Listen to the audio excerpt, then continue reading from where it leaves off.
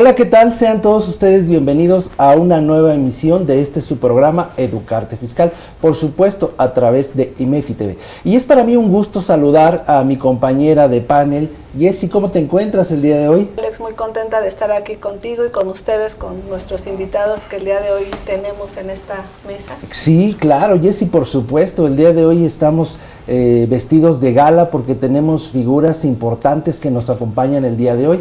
Por una parte tenemos al doctorante Noé. Noé, bienvenido por favor a este programa. ¿Qué tal? Muchas gracias, te lo agradezco. Y también tenemos al licenciado Gamaliel, el cual nos acompaña el día de hoy. Gamaliel, bienvenido. ¿Qué tal? Muchas gracias, estimado Alejandro. Un gusto estar con ustedes y esperemos que sea una plática muy enriquecedora. Ojalá que les guste. Ya saben que aquí decimos que nos reencanta el chisme fiscal, ¿verdad? Entonces vamos, el día de hoy traemos un tema importante. ¿Cuál es este?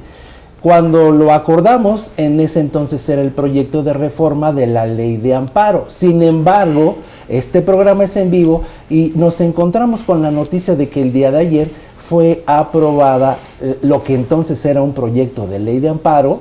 Ahora ya está prácticamente en puerta.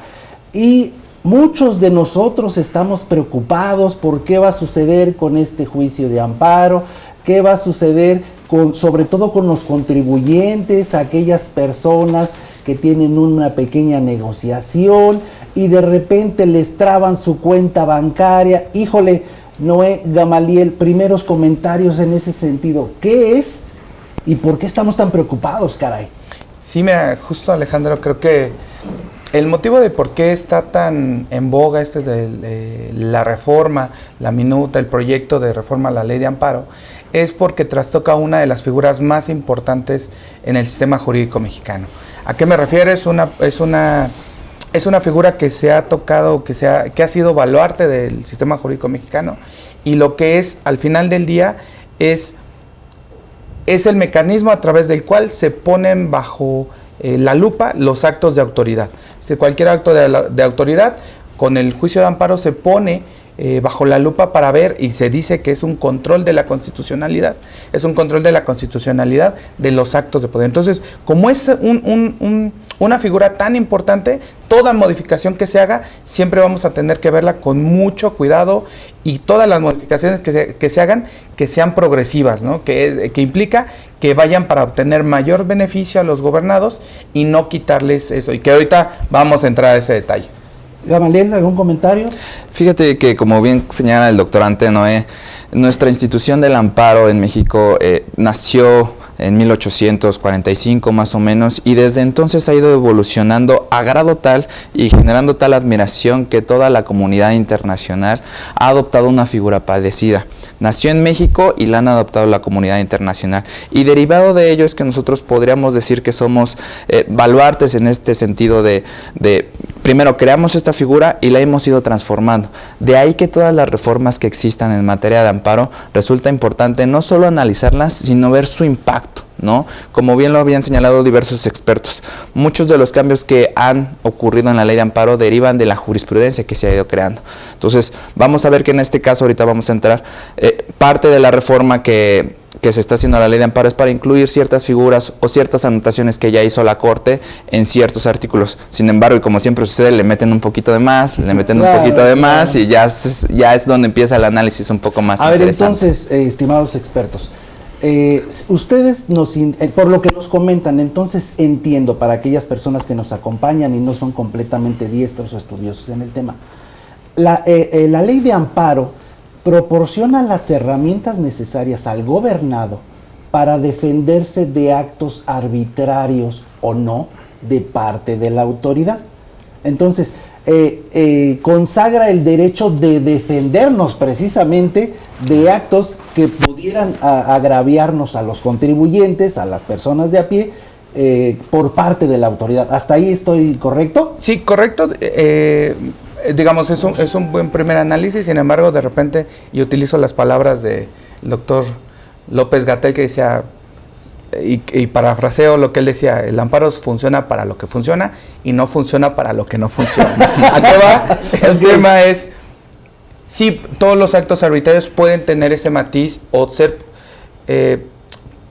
objeto del amparo. Sin embargo, recordemos el tema de principio de definitividad. Hay unos actos que pueden ser arbitrarios, pero que no podemos llegar directamente al amparo. Tenemos que llegar por recursos ordinarios. Pero en términos generales, como bien lo conoces, cuando la autoridad comete un acto de autoridad que consideramos violatorio de derechos humanos, puede ser visto bajo la lupa del amparo a efecto de verificar si verdaderamente se encuentra o no acorde a la Constitución. Entonces estaríamos diciendo que la ley de amparo pues es prácticamente el instrumento que le sirve a todos los ciudadanos para poderse defender contra el Estado por los abusos de autoridad. No sé si estoy en lo correcto, que ustedes son los expertos en esta parte. Sí, efectivamente, y yo creo que algo que hay que acotar con nuestro público que nos está escuchando, y de ahí deriva yo creo la importancia de esta figura del amparo, es que si bien existen medios ordinarios de defensa, como un juicio de nulidad, un juicio especial, y la razón por la que adoptó la comunidad internacional la figura del amparo, y bueno, ¿qué pasa cuando este medio ordinario no lo resuelve correctamente la primera instancia? Ya me voy a quedar hasta ahí. No, vámonos a materia federal y que juzgadores federales, que realmente hay que decirlo, en muchos casos son mucho más preparados, e incluso en algunos casos son tribunales colegiados, es decir, tres magistrados quien resuelve. Ellos analizan esta figura y es hasta el amparo a veces, y lo decía Carbonell, hay veces que los litigantes esperan hasta el amparo porque los primeros dicen, no le va a entender, el juzgado se escucha mal, pero a veces el juzgado de primera instancia tiene tanto trabajo, que no analiza bien el asunto, y es hasta colegiado, que 3 magistrados dicen, no, ¿saben qué? Se le concede la razón al quejoso, y es por eso tan importante. Perdón, y además ahorita, con los cambios que hay en el Poder Judicial, ¿no? Que Gamaliel pisó unos callos tremendos cuando por ahí escuché que cierto bueno, es que no quiero decir la persona, pero aquella persona ex del Poder Ejecutivo que decía que cualquier estudiante que terminaba la carrera de Derecho puede ser juez, ¿no? Sin embargo, pues se necesita una preparación muy técnica, muy profunda. Pero bueno, sin salirnos del tema, ya nos dieron en una versión general qué función tiene la ley de amparo, cuáles los actos que podemos combatir por parte de la autoridad. Vamos a entrar a la carnita, si les parece. Claro. ¿Cuáles son los cambios esenciales, sustanciales, que modifican precisamente esta ley de amparo y en la cual todos los expertos en la materia, abogados, contadores, fiscalistas, estamos diciendo, ¿pero qué pasó aquí? Claro. Mira, si se cambia sustancialmente el amparo al final del día. Y hay cosas buenas y partes malas. Creo que las partes... vamos a empezar por las buenas. Creo que las partes buenas tienen que ver con la regulación del amparo en línea, que si bien es cierto, no es nuevo, ya se establece en la ley de amparo y me parece que es un buen avance.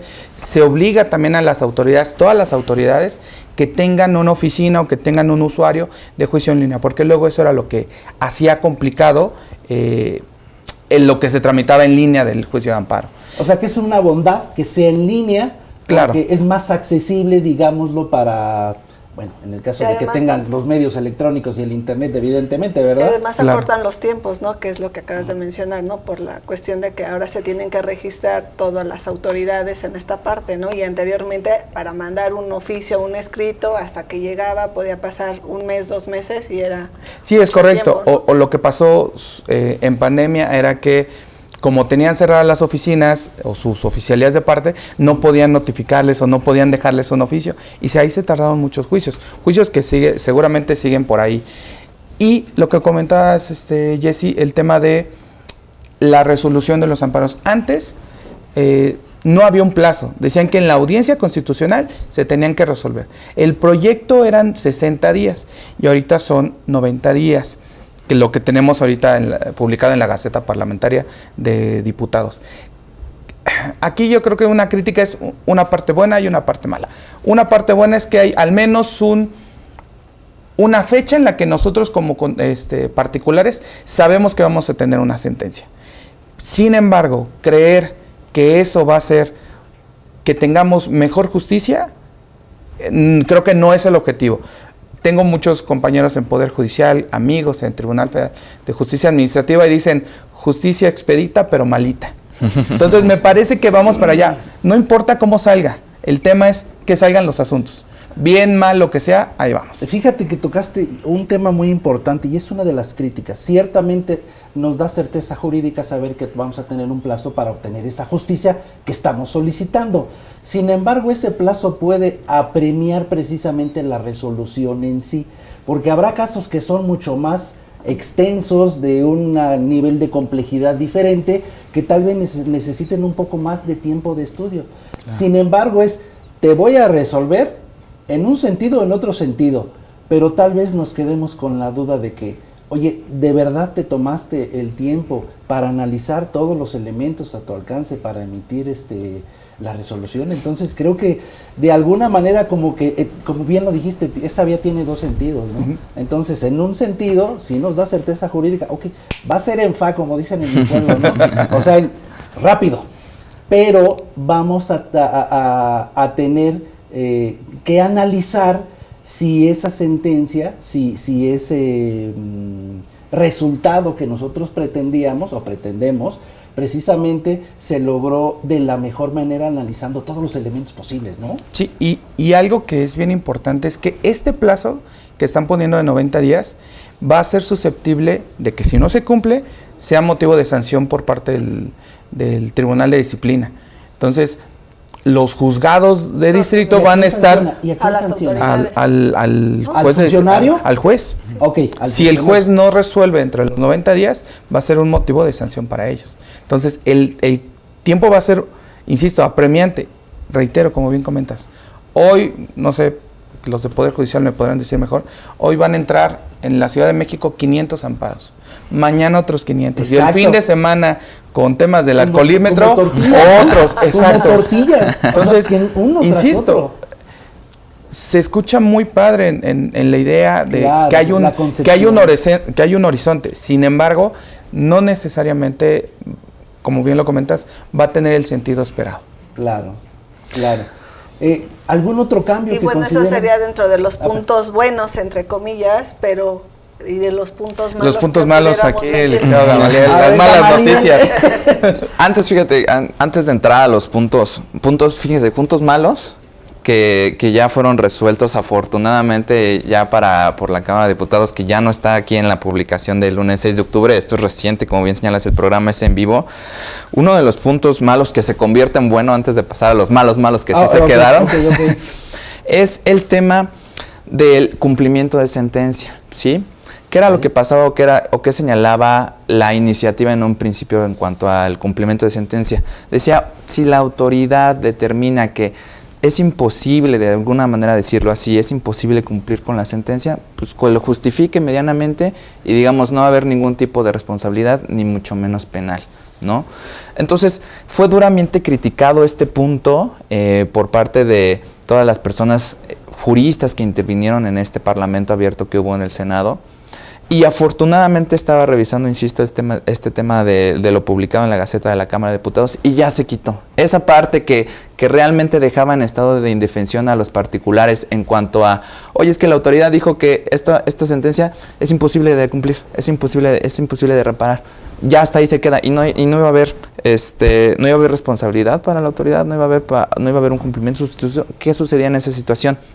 Se implementaba en la iniciativa y ahorita ya esa parte se dejó. Entonces, de cierta manera sí fue beneficioso todos estos comentarios que se hicieron en la Gaceta en el Senado de la República, que al día de hoy estas cuestiones ya se quitaron afortunadamente. Y otra cosa también, y abonando al tema que comentaba Noé de la expeditez en la sentencia, es otro punto a favor, y creo que ese es el último que tengo a favor, ya empezamos a ver los de en contra, es que antes cuando existía un voto particular no se publicaba la sentencia. Y entonces había un voto particular de un magistrado y pues cuando el magistrado quiera emitir su voto particular, publicamos la sentencia. Y había veces que pasaban los meses y no se publicaba la sentencia. Entonces, una de las reformas a la ley de amparo es con el voto particular o sin su voto particular se va a emitir la sentencia, ¿no? Entonces un poquito abonando esta expeditez. Muy interesante. Pues mira, el tiempo va volando. Claro. Yo quisiera nada más abrir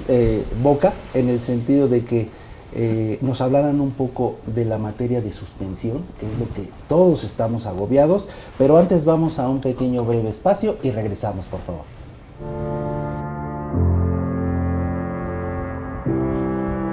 Ya tenemos nuestro curso de Reformas Fiscales 2026, Fiscalización Extrema.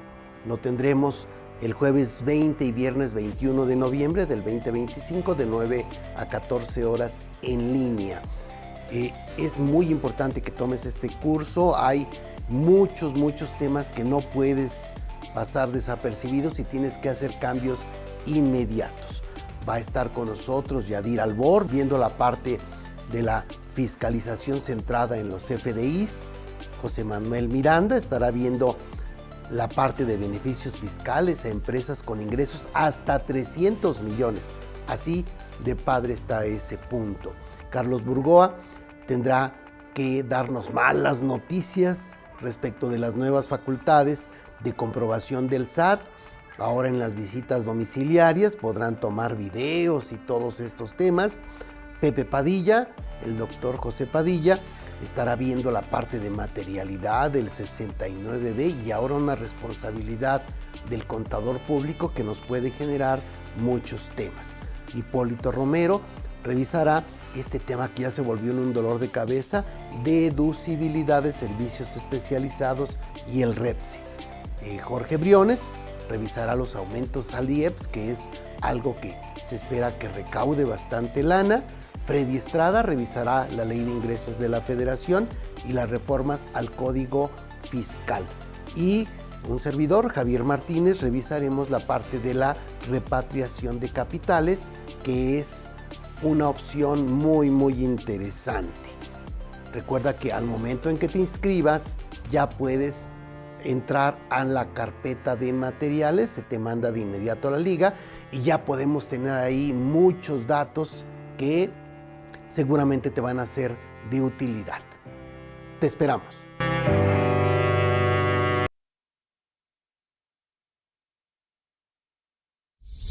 Que no te sorprendan las multas cuantiosas por no cumplir adecuadamente la ley antilavado de dinero en actividades vulnerables. La ley vigente en México, con sus cambios más recientes, exige estar al día y contar con información clara y precisa. Te presentamos el prontuario Lex PLD para actividades vulnerables, la guía más completa y práctica, ahora actualizada con las nuevas reformas del 2025. Todo en un solo lugar. Incluye la ley, su reglamento y criterios vigentes a la UIF, los umbrales de identificación y avisos actualizados, antecedentes y fundamentos de la prevención del lavado de dinero y financiamiento al terrorismo. Protege tu negocio, cuida tu patrimonio y cumple sin complicaciones con esta nueva herramienta, Prontuario Lex PLD. Adquiérelo hoy mismo. Le preguntaba a nuestros invitados qué nos tenían acerca de la suspensión, ¿por qué es tan importante para los contribuyentes? Licenciado Gamaliel, por favor. Claro, mira, Alejandro, el tema de la suspensión es un tema muy interesante porque una de las figuras que más nos interesan cuando nos damos amparo es el tema de la suspensión, que en cuanto me resuelvan, yo voy a poder tener suspendido la ejecución del acto reclamado. ¿Y qué ha sido lo que más se ha platicado sobre la reforma en materia de amparo cuando toca este tema de la suspensión? En la exposición de motivos ustedes lo van a ver y dice, a ver, el tema de la UIF, cuando la UIF ordena bloqueo de cuentas bancarias, y así lo dice textualmente la suspensión, yo veo que se otorgan muchas suspensiones y luego se ganan muchos amparos y derivado de eso se desbloquean o se permite la circulación de tantos millones de recursos. Aquí yo considero que en la exposición de motivos se hace un prejuzgamiento de que esos recursos son ilícitos. Recordemos que si un juez determinó que esa orden fue ilegal, pues fue legal, independientemente de cualquier cuestión, es ilegal. Entonces, ¿qué es lo que dice o qué es lo que propone ahorita la suspensión o las modificaciones a la suspensión? Lo que señala es cuando se trate o se considere que... antes de eso voy a explicar algo interesante, que es el tema del interés social, porque en eso se justifica. Bien. La ley de amparo dice, cuando haya interés social o se ponga en riesgo el interés social o el orden público, no voy a conceder la suspensión.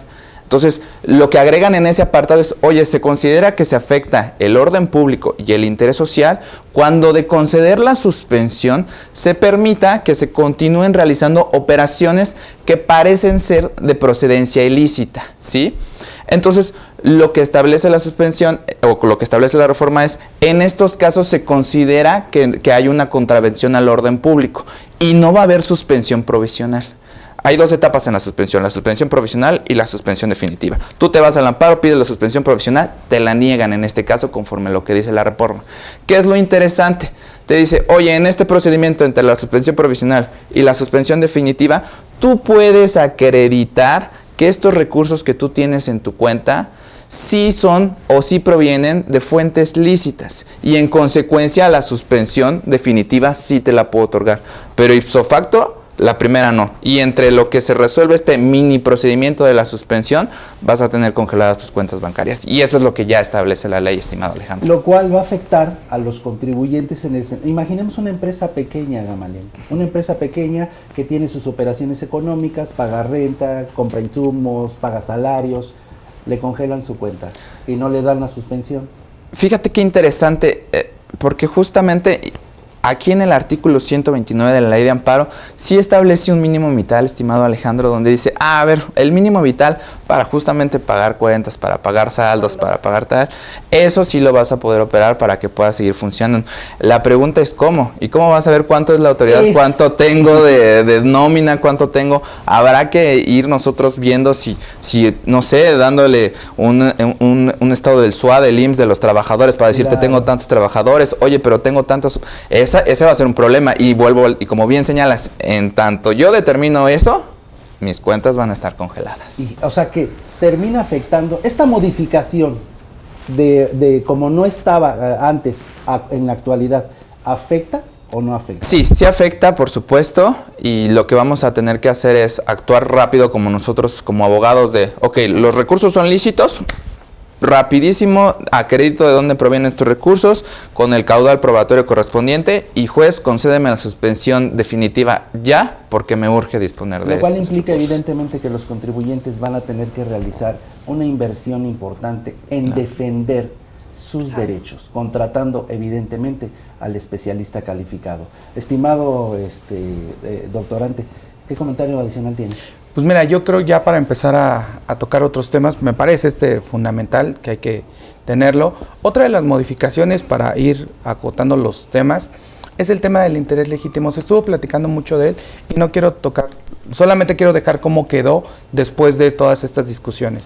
Inicialmente, como sabemos, hubo una modificación al artículo 5º, fracción primera, en el cual nos decía que una de las llaves de entrada era este interés legítimo. Sin embargo, había ciertas restricciones que se estaban señalando en esa propuesta.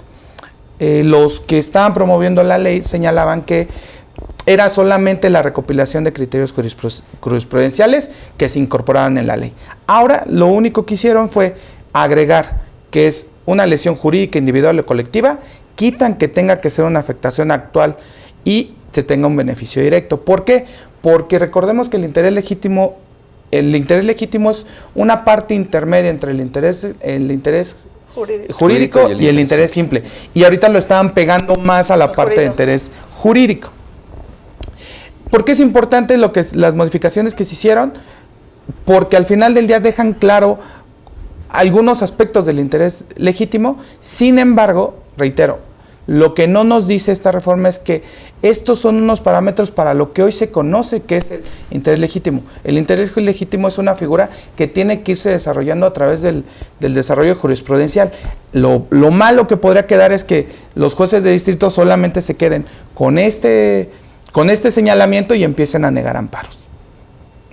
Lo cual tiene una muy alta posibilidad, ¿no? Altamente. Fíjense que, como ustedes lo saben, yo soy profesor a nivel licenciatura y precisamente doy en este momento una materia que se llama Derecho Fiscal, en donde empezamos a hablar del artículo 14 constitucional, donde nos habla de que ninguna ley puede emitirse en perjuicio de una persona de forma retroactiva. Palabras más, palabras menos. ¿Qué nos pueden mencionar al respecto? En este ámbito precisamente de la retroactividad que pretende ya no proyecto, sino ahora la nueva ley de amparo. Mira, es preocupante justamente porque se supone que la ley de amparo es el instrumento que nos da para protección y es la primera que está estableciendo una norma inconstitucional, ¿verdad? Violentando principios de confianza legítima, arbitrariedad, es decir, creo que no funciona como se está planteando. ¿Y por qué creo que no funciona como se está planteando? Porque en materia fiscal, de manera específica, puede darse un fenómeno bien interesante. El artículo 107 de la ley que se está proponiendo nos dice que el amparo indirecto va a ser procedente siempre y cuando en el tema de cobro de créditos fiscales o de resoluciones de solicitudes de prescripción de estos créditos hasta el momento del remate. Sí. ¿Qué pasa? Si mañana entra en vigor la ley, todos aquellos asuntos que se estén planteando sobre prescripción de créditos o que se estén peleando por un acto que no sea el acto de remate, van a poder ser sobreseídos. No sé si quieras abundar. Sí, efectivamente, en el primer transitorio, y esto es algo que causó mucho revuelo, establece todos aquellos procedimientos que estén en curso, se van a tener que ajustar a lo establecido en este decreto al momento de su publicación. Claro. Entonces, como bien señala el doctorante Noé, entonces todos los procedimientos donde justamente estamos teniendo problemas por tema de prescripción, por tema de un crédito fiscal que a lo mejor no está firme como dice la autoridad, vamos a analizarlos a la luz de esta nueva reforma, pero si yo la había empezado, o sea, y va a ser en mi perjuicio, claro. Eso es una arbitrariedad que incluso la propia presidenta el 2 de octubre dijo, no, eso yo no lo puse, ajá, eso lo tienen que quitar, híjole. Y resultó que no lo quitaron, y resultó que ahorita ya está en la Gaceta de la Cámara de Diputados, y eso es algo que sí viola el principio el del no retroactividad. ¿Por qué? ¿Por qué lo viola? Porque sí estamos actualizando o sí estamos retrotrayendo efectos jurídicos en perjuicio de persona alguna, lo que está prohibido. Y no solo es en materia procedimental, sino en materia de fondo. A ver, 2 puntos rápidos que quiero tocar. Para aquellas personas que nos hacen el favor de acompañarnos, estimados invitados, ¿nos pueden explicar qué es el sobreseimiento? Ok, ¿qué es el sobreseimiento? Cuando nosotros iniciamos un juicio, vamos a tener causales de procedencia de ese juicio, en todos los juicios, civil, mercantil, laboral, lo que sea. Pero también existen causales de no procedencia de ese juicio. La figura del sobreseimiento se debe también con la figura del desechamiento. La figura del desechamiento es cuando yo inicio un juicio y no caigo en las causales de procedencia, me lo van a desechar por improcedente. Pero puede darse que me admitieron mi juicio, yo ya voy caminando y durante el procedimiento, antes de resolverse, se actualiza una causal que me permite no resolverlo y terminarlo ahí. Esa figura procesal que se da en ese inter se llama sobreseimiento. Okay. Muchas gracias. Otra pregunta. De verdad, y sí, haciendo este análisis retrospectivo, a ver, un estudiante de Derecho, de Contaduría, pues empieza con la Constitución y el artículo 14 es muy claro. De verdad, lo digo con el respeto que me merecen, de verdad ustedes creen que los senadores y los diputados no tienen la capacidad para discernir qué diablos están firmando. O sea, dicho en los mejores términos, porque cuando yo platico esto con mis alumnos digo, pero, híjole, no puedo decir aquí lo que les dije a ellos, claro. Pero la verdad es que digo, no es posible que la Constitución esté al servicio del poder en turno. O sea, se le da el sentido que se le quiere dar. Ya lo dijiste, el Poder Ejecutivo dijo, yo no mandé eso, o sea, ninguna ley puede ser retroactiva. Sin embargo, así pasó, o sea, y ahora sí, como dicen en mi rancho, haya sido como haya sido, ya la tengo aquí, ¿no? Entonces, ¿qué opinan? Mira, el problema es que quienes defendieron, y específicamente el exministro Saldívar, señaló que solamente esta fracción o este transitorio solamente tiene que ver sobre cuestiones procedimentales. Eso lo dice él. Sí. La ley no lo dice. Y esa va a ser sujeto de que jueces de distrito, magistrados, sobresean los asuntos y le den regresión a todo esto que tal vez personas ya tenían avanzado. Entonces, ese es lo preocupante, que no lo que dice la propuesta, sino lo que no dice. Creo que eso es de las cosas bastante preocupantes. Digo, y ya dejo el comentario de tu maestro Monreal para que... Estoy en la maestría en Derecho y da clases ahí el doctor Monreal. Okay. Pero efectivamente es un tema preocupante porque, para ponerlo en términos prácticos, si por ejemplo el día de hoy una empresa le bloqueó el WIF sus cuentas bancarias y otorgó una suspensión provisional, ya con este decreto el juez de distrito puede decir, a ver, espérame, sé que ya había concedido la suspensión provisional, pero ya me entró en vigor el nuevo decreto, te la quito. Sin más, Híjole. ni más. Y es preocupante. Dicho en palabras, Gamaliel, lo dijiste de una forma exquisita, pero dicho de unas palabras, o sea, viene la UIF, me traba mi cuenta bancaria, se suspende el acto, y ok, yo empiezo a operar mi capital de trabajo, pago, compro, vendo. Con la nueva aplicación de la ley, oye, ¿sabes qué? Siempre no presta. Entonces, dicho en palabras llanas, lo voy a decir en este sentido, en los minutos finales del programa, antes de por supuesto, invitar a los invitados a que nos compartan su punto de vista. Se está volviendo, desde un punto particular de vista, más complejo para el contribuyente, para el ciudadano de pie, accesar a la justicia. ¿Por qué razón? Siempre he dicho que el contador fiscalista es la primera línea de defensa entre el contribuyente y la autoridad. Ahora bien, si no se respeta el marco jurídico tributario, hablando de ley de renta, ley de IEPS, ley de IVA, Código Fiscal de la Federación, evidentemente vamos a tener controversias con la autoridad, que si los FDI, que si el 69B, que hay razón de negocios, etcétera, etcétera. Entonces necesitaremos el apoyo del abogado fiscalista. ¿Y eso qué creen? Eso cuesta dinero. Y la verdad de las cosas es que accesar a la justicia se va a convertir en un deporte para aquellos que puedan pagarlo. Licenciado Gamaliel, comentarios finales, si eres tan amable. Mira, yo voy a terminar esta sesión, a la cual agradezco mucho, y Mefi, muchísimas gracias por la invitación. Siempre es un gusto estar aquí. Y voy a decir que son tiempos muy complicados para irse a litigio o a controversia con la autoridad fiscal. Creo que mi comentario va más encaminado a, está cada vez más técnico, se vuelve a ser un abogado fiscalista, un abogado constitucionalista, y creo que también está en nuestro deber ser como asesores jurídicos, acercarnos con la empresa y a ver, ya un tema más preventivo. Antes de que lleguemos a esta situación tan complicada en litigio, ¿cómo está tu empresa? ¿Qué operaciones estás realizando? Porque muchas empresas lo dejan como en segundo plano. No, vamos a ver cómo ponemos en orden tu empresa, que todo vaya bien, y ahora sí, cuando llegue la autoridad, mira, aquí están mis operaciones, los recursos vienen de fuente lícita y no tiene que haber ningún problema. Ese sería mi comentario final, y parafraseando a Miguel Carbonell, que me gustó mucho esa frase que dijo, al día de hoy cada vez es más difícil ser abogado, pero cada vez es más interesante. Claro, claro. Doctor Antenoy, por favor, comentarios finales del programa. Igual, muchas gracias por la invitación, por estar aquí a IMF, por aceptarnos aquí a platicar algunos puntos de vista.